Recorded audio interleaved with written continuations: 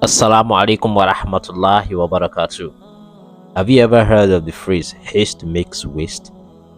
Inshallah, in this episode of Towards My Better Self, we'll be looking at the quality of being hasty, the negative effects, and circumstances in which we exhibit this trait as human beings.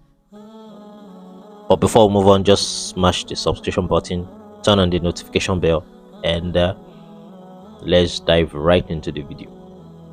Haste is the quality of being too quick at doing a thing, to the extent of being careless and making grievous mistakes. Sometimes we are so eager to get done with a task that we take some decisions that we regret later. We do not think of the immediate outcome or even the long-term consequences of our actions. This is why a happier and more peaceful life evades us, and we keep wondering why we are not finding the perfect tune and momentum. Our mind is just like a lake. When it is agitated, it becomes muddy and turbid. When it is calm, it's like the peaceful lake. People who have no patience cannot control themselves. They say whatever comes to their minds, they do whatever suits their desires, acting on the opening of the floodgates of their adrenaline and not on proper judgment. This is the menace we have all been victims of. There are times where we have spoken or done something or reacted in a manner that we desperately wish that we could take it back at the very moment, and it could be that some of us are still paying the price for that one poor decision. What makes this a significant discussion is the fact that haste has been hardwired in us, for wisdom best known to Allah, our Creator. Our disposition as human beings include haste. Allah subhanahu wa ta'ala said, خُلِقَ الْإِنسَانُ مِنْ عَجَلٍ. Man was created of haste. Being hasty can either be permanent in nature or temporary, which is largely based on the certain circumstances that puts us under pressure. In the first case, how we can deal with it and turn it into positivity is to acknowledge it and then work on it to control it. The second case is all about being careful, but it's hard to undo the damage once it's done. The Messenger of Allah, sallallahu alaihi wasallam, peace be upon him, said about haste, Al-ajalatu min ash-shaytan. Haste or recklessness is from shaitan. Whatever the devil has a hand in, be rest assured he desires to take away the good that can come out of it. The following are examples of instances where we exhibit our hasty traits and see how shaitan takes away the goodness in them. Number 1.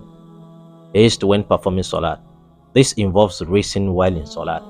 The validity and acceptance or otherwise of our prayer is based on the tranquility we are able to display and the enjoyment derivable from engaging in prayer as an act of worship. So shaitan comes to you and I and causes us to be in a hurry by reminding us of other engagements so that we can quickly leave the salah, of which the success or otherwise of the thing we are rushing to lies in the hand of the one shaitan is preventing us from having fruitful conversation with. If you don't know, prayer is more intimate conversation with our Creator than the intimate conversations we do have with our spouses. Number 2. Haste when supplicating. This takes several forms, one of which is when you supplicate against yourself or someone else, or against your own property. Due to lack of prompt response, we anticipate either from a thing or from someone. An example is when your appliance does not come up quickly as expected, and then out of hastiness, you curse your own belonging by saying, "This phone or laptop is mad." This is very common, which if answered, will bring about grave regret, and shaitan will be very happy.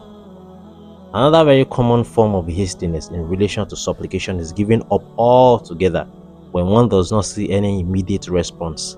Meanwhile, the devil will cause you and I to be hasty and leave making the effort while the time of response is imminent. He wants us to lose the blessing that is imminent, so he causes us to despair and give up through haste. Number 3. Haste in pursuing knowledge. Whoever expects to attain knowledge all at once, it will leave him all at once. Rather, knowledge is attained through the passage of days and nights. The era of social media and instant gratification does not help students to ingrain themselves in the pursuit of knowledge of whatever the legitimate endeavors, whether academic or apprenticeship, coupled with immediate returns on leadership positions. Number 4. Haste in means of sustenance. get rich or die trying culture compels many of us to venture into impermissible business dealings such as fraud, drugs, prostitution, interest-based transactions, human trafficking, and so on.